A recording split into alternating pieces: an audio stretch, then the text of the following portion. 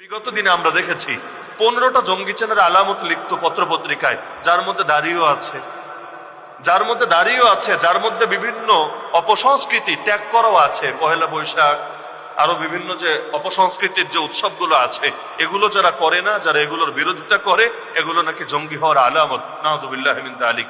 তো বাংলাদেশে অধিকাংশ ক্ষেত্রেই তো ইসলামকে কোণঠাসা করে রাখা হয়েছে, এটাই বাস্তব।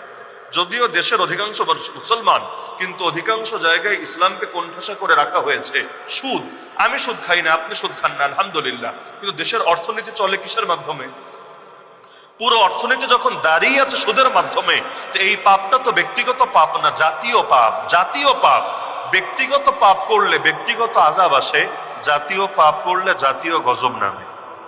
তো গোটা রাষ্ট্রের অর্থনীতির মেরুদণ্ডই যদি হয় সুদ, যে সুদের বিরুদ্ধে আল্লাহ যুদ্ধের ঘোষণা দিয়েছেন, ফাআযানু বিহারবিন মিনাল্লাহি ওয়া রাসূলি, যে সুদের বিরুদ্ধে আল্লাহ লানত দিয়েছেন, লানাল্লাহু আকিলার রিবা ওয়া মুকিলাহু ওয়া কাতিবাহু ওয়া শাহিদাই, যে সুদের 70 গুনাহ সর্বনিম্ন গুনাহ নিজের মায়ের সাথে জিনা করার সমান, ওই জিনিসের উপর যদি দেশের অর্থনীতির ভিত্তি দাঁড়ায় থাকে, আমি খেলাম না, আপনি খেলেন না, তাতে কি রে ভাই?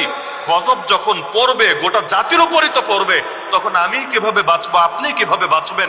জাতীয় পাপের কারণে জাতীয় গজব আসলে সবাইরই মরতে হবে। এরকম উদাহরণ দিলে কত শত উদাহরণ দেওয়া যাবে যে আমাদের মধ্যে জাতীয় পাপগুলো ছড়িয়ে গেছে।